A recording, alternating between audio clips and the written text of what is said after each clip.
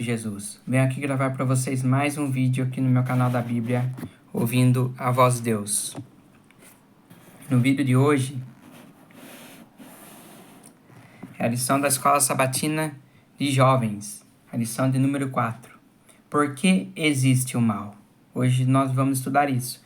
Mas antes de eu falar sobre este assunto, eu preciso da ajuda de vocês para se inscreverem no meu canal da Bíblia, ouvindo a voz de Deus, deixarem seu like, ativar o sininho das notificações para receberem meu vídeo e compartilhar meu vídeo para o maior número de pessoas o conteúdo do meu canal. Eu preciso da ajuda de vocês.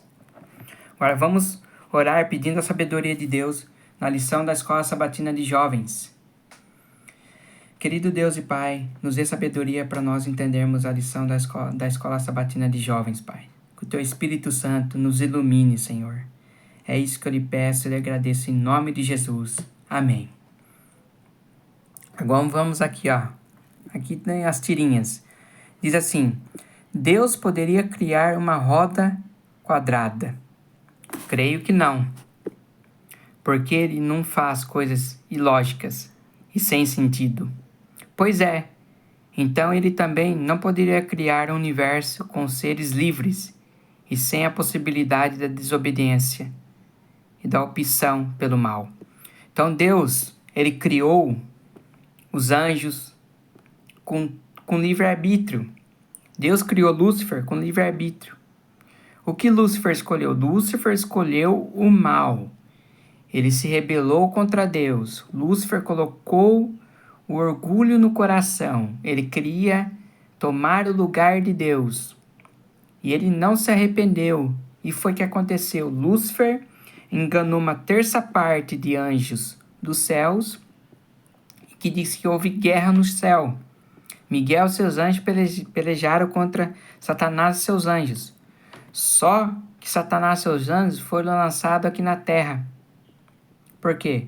Por causa do seu orgulho.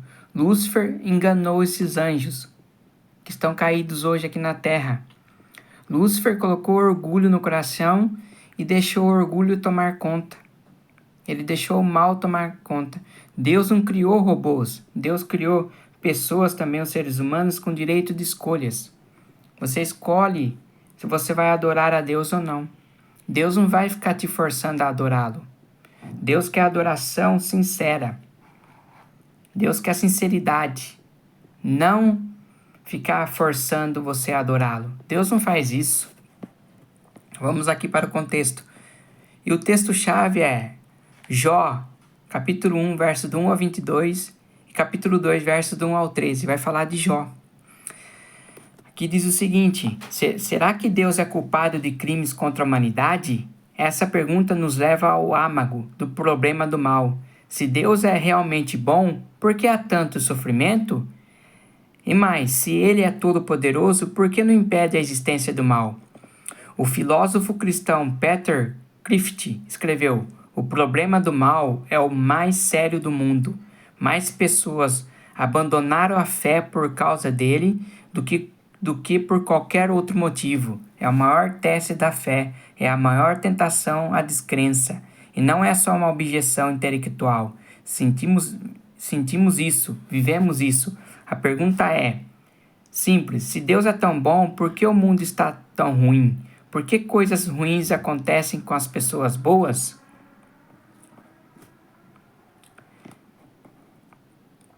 Logo na primeira página da Bíblia, lemos no princípio: Deus criou os céus e a terra. Em Gênesis capítulo 1, versículo 1, encontramos um Deus perfeito que criou um mundo perfeito para pessoas perfeitas vivendo em harmonia com Ele e entre si. Nos 2 primeiros capítulos de Gênesis, vemos o plano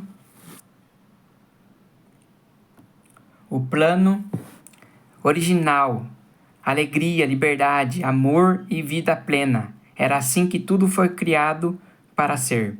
Agora feche a Bíblia por um momento. Olhe ao seu redor. O que você vê? Violência, sofrimento, desespero, fome, injustiça, morte. Um contraste gritante com aquele plano inicial. Então reabra a Bíblia. Qual é a pergunta que vem à sua mente? Se ainda não ficou claro, imagine esta cena. Você sai de casa com tudo limpo e organizado, roupas lavadas, pratos limpos no escorredor, almofadas no lugar, mas ao voltar encontra o caos, roupas espalhadas, janelas quebradas, objetos desaparecidos. Qual é a sua primeira pergunta? O que aconteceu? Quem fez isso? É isso que Deus quer que perguntemos sobre o mundo.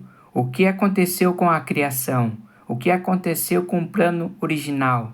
De onde veio o mal? Parte de segunda-feira. Os bastidores da história de Jó.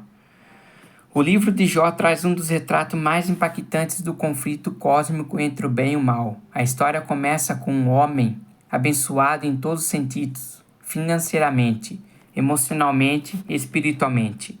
Mas logo em seguida a cena muda. Agora o cenário é o céu, um encontro está acontecendo e Satanás aparece sem ser convidado. A conversa entre Deus e o inimigo lembra um embate judicial. Deus pergunta: de onde você vem? Em Jó 1,7. A pergunta serve como um desafio, como quem diz: que autoridade você acha que tem aqui? Satanás responde: de rodear a terra e passear por ela. Em Jó 1,7. Ele está dizendo com todas as letras: a terra é minha, eu sou o dono. Confira a mesma linguagem em Gênesis 13, verso 14 a 17. Essa disputa não é apenas sobre território e sobre adoração, lealdade e liberdade. Satanás quer provar que a humanidade está sob o controle dele e que ninguém ama a Deus de verdade. Então, Deus menciona uma pessoa em especial. Você reparou no meu servo Jó? Não há ninguém como ele na terra. Ele é um homem íntegro e reto, que teme a Deus e se desvia do mal. Em Jó 1,8. Com isso, Deus afirma: nem todos estão do seu lado, Satanás. Ainda existe fidelidade na terra. Satanás rebate, e é claro que ele obedece ao Senhor. Veja tudo o que ele tem, tire isso dele, e vamos ver o que acontece. Ou seja, ninguém ama a Deus de verdade, só quando está tudo bem. Com isso, a vida de Jó se torna um campo de batalha desse conflito invisível. Em pouco tempo, ele perde tudo: seus bens, seus filhos, sua saúde, seu prestígio. Mesmo assim, Jó não abandona a fé. Em meio à dor, declara: ainda que ele me mate, nele esperarei. Jó 13,15. Essa história nos ensina algumas lições poderosas. Primeira, existe uma guerra real entre o bem e o mal, e ela afeta a nossa vida. Segundo, coisas ruins acontecem com pessoas boas. Terceiro, às vezes quem mais fala em nome de Deus não entende o que está acontecendo de verdade. Os amigos de Jó são prova disso. Quarto, Deus está agindo para vencer o mal com o bem, mesmo quando não conseguimos entender seus caminhos. O livro de Jó nos convida a confiar na sabedoria e na bondade de Deus, mesmo quando tudo parece desabar. Jó mostra que mesmo nos piores momentos, o Senhor continua presente e o seu amor não falha. A gente não pode entender o motivo da dor, mas pode saber em quem confiar. Então Jó, mesmo passando por isso, continuou confiando no Senhor. Jó confiava no Senhor nos momentos bons e nos momentos ruins continuou confiando no Senhor. Jó era um homem temente a Deus e desviava do mal. Parte de terça-feira, o centro do conflito. A história de Jó revela com força impressionante o conflito entre Cristo e Satanás. Ela mostra que o sofrimento não tem origem no caráter de Deus, mas sim nas ações de um inimigo que atua para destruir. O apologista cristão Sam McDowell levantou uma pergunta provocativa. Você já se perguntou como Deus e Satanás podem estar realmente envolvidos em um conflito cósmico? Se Deus é todo-poderoso e Satanás é um ser limitado, como isso pode ser uma disputa legítima? How can God and Satan be in a cosmic struggle? Disponível em link cpb.com.br. A resposta é que não se trata de uma luta de forças como se fosse um cabo de guerra. O que está em jogo aqui é muito mais profundo, não é uma briga de poder e uma batalha de ideias. O teólogo John Packer explica assim a estratégia do inimigo do Gênesis ao Apocalipse. Perguntas relativas ao caráter e ao governo de Deus são suscitadas no céu e na terra, uma vez que as alegações difamadoras do inimigo são de natureza epistêmica. Não podem ser eficazmente respondidas por nenhuma demonstração de poder, por maior que seja. De fato, nenhuma quantidade de poder exercida por um rei provaria a seus súditos que ele não é injusto. Um conflito acerca do caráter não pode ser solucionado pelo poder puro e simples, mas requer demonstração. No centro desse conflito está o amor de Deus, e diante das acusações do inimigo, a única resposta possível é a verdade. Não existe força no universo capaz de derrotar uma mentira sobre o caráter de alguém. O que derrota a mentira é a verdade. Você já se perguntou por que Deus simplesmente não dá um fim ao mal agora mesmo? A resposta pode surpreender. Qualquer tentativa de encerrar o conflito antes da hora, usando força, só iria piorar a situação ou até prolongá-la. O amor de Deus é o que sustenta esse atraso, porque se Deus quisesse acabar com o mal de forma imediata, talvez não conseguisse acabar com ele de forma definitiva. Para erradicar o mal para sempre, é preciso resolvê-lo completamente, e isso exige tempo, verdade e amor. Parte de quarta-feira. Momento hipertexto. A história de Jó nos faz lembrar que, embora Deus possa nos restaurar nesta vida, a restauração plena ainda está por vir na eternidade.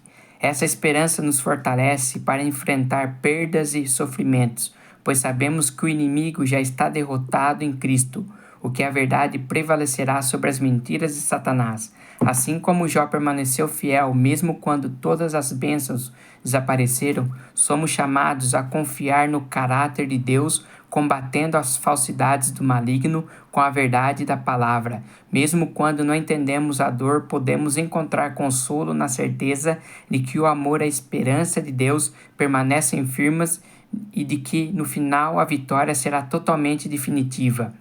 O que esses textos revelam sobre o grande conflito e a batalha entre o bem e o mal está aí. A origem do conflito que vocês veem esses textos: o engano de Satanás e a queda, a vitória por meio de Cristo.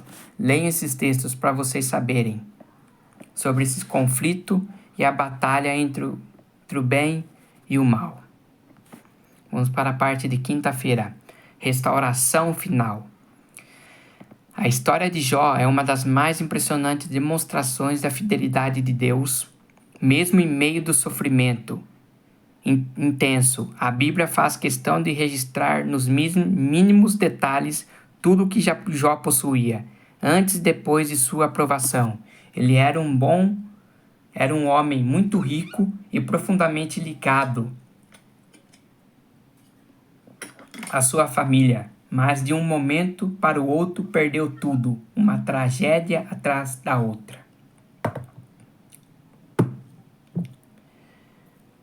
No entanto, sua história não se encerra com sofrimento. O livro de Jó termina com uma restauração profunda. Depois de tudo o que enfrentou, suas riquezas foram dobradas, com uma única exceção: o número de filhos. Ele recebeu novamente 7 filhos e 3 filhas. Talvez isso seja um indicativo sutil de que sua restauração final ainda está por vir na eternidade, quando será reunido não só com os filhos que nasceram depois, mas também com os que havia perdido. A trajetória de Jó aponta para algo maior, ainda maior, uma restauração que ultrapassa esta vida. Aquilo que ele perdeu na terra lhe será completamente devolvido no céu. Esta é a promessa bíblica. O Senhor não apenas cura nossas feridas, mas também supera tudo que poderíamos esperar. Durante o sofrimento, Jó expressou o desejo de que sua história fosse lembrada. Quem dera fossem agora escritas as minhas palavras, quem dera fossem gravadas em livro. Mal sabia ele que seus clamores seriam eternizados, e que sua história se tornaria fonte de esperança para gerações inteiras.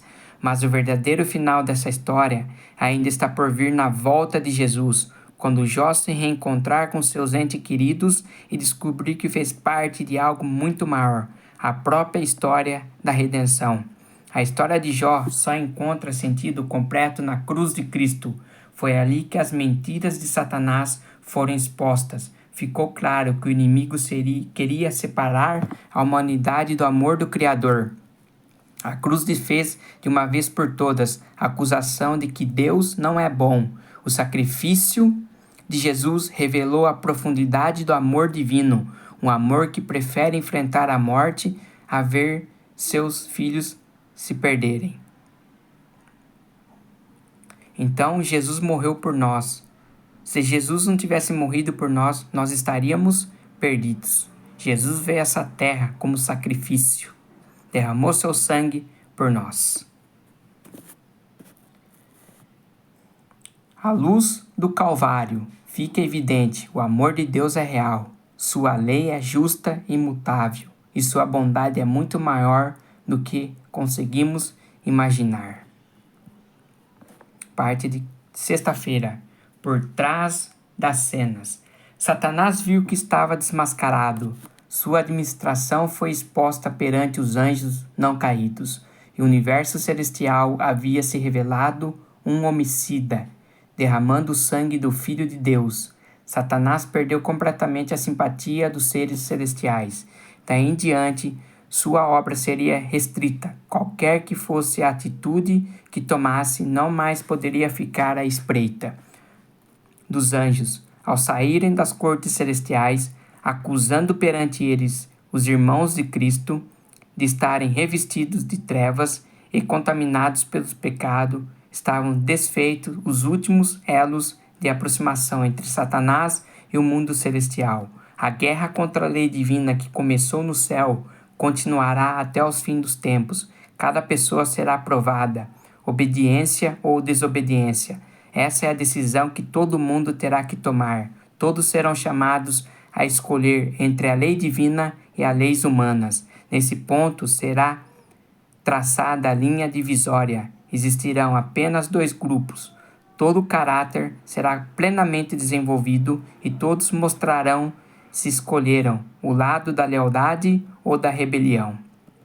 Deus é a fonte da vida, e quando alguém escolhe servir o pecado, separa-se de Deus, desligando-se assim da vida. Ele está alheio à vida de Deus. Efésios 4:18. Cristo diz: todos os que me aborrecem amam a morte. Provérbios 8:36. Deus dá existência às pessoas por algum tempo, a fim de desenvolverem seu caráter e lhe revelar seus princípios. Fazendo isso, receberão os resultados da própria escolha por uma vida de rebelião. Satanás e todos que se unem a ele se colocam em tanta desarmonia com Deus que sua presença é um fogo consumidor. A glória daquele que é amor o destruirá.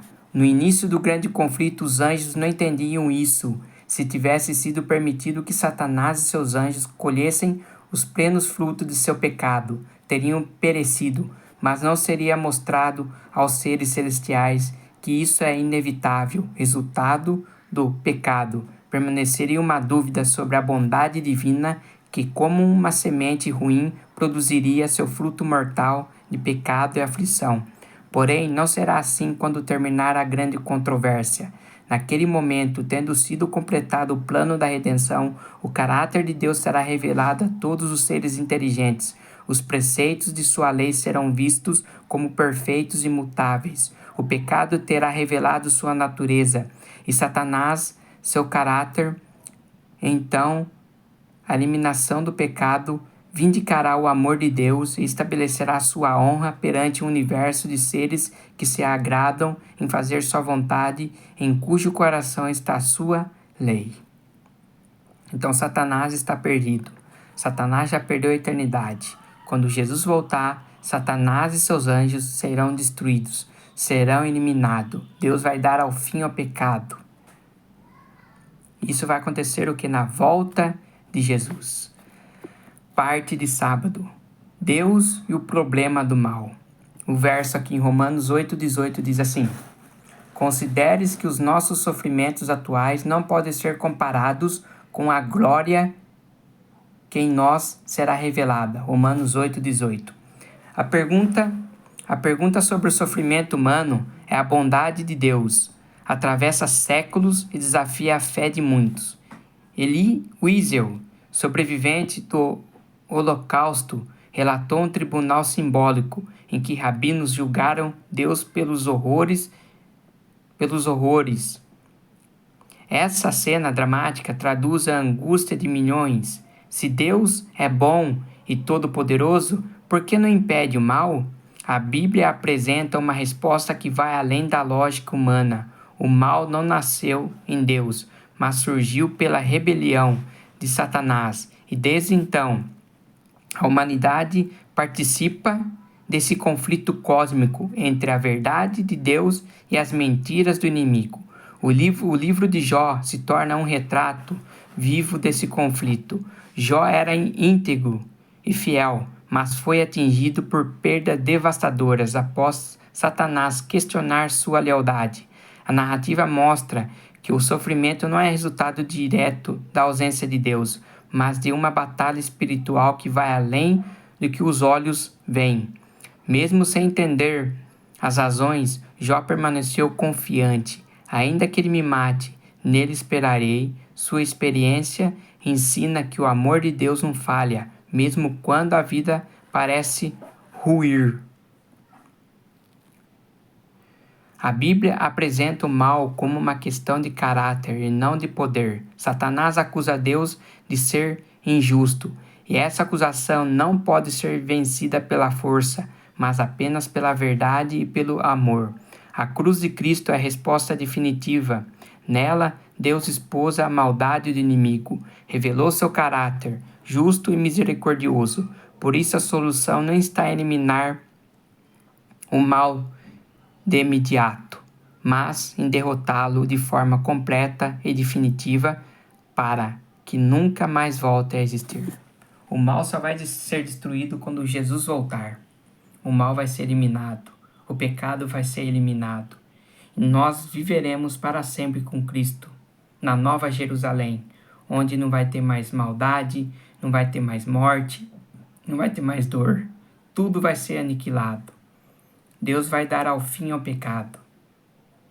Essa é a nossa esperança, a volta de Jesus. Que vocês se inscrevam no meu canal da Bíblia, ouvindo a voz de Deus, deixe seu like, ative o sininho das notificações para receberem meu vídeo e compartilhe meu vídeo para o maior número de pessoas o conteúdo do meu canal.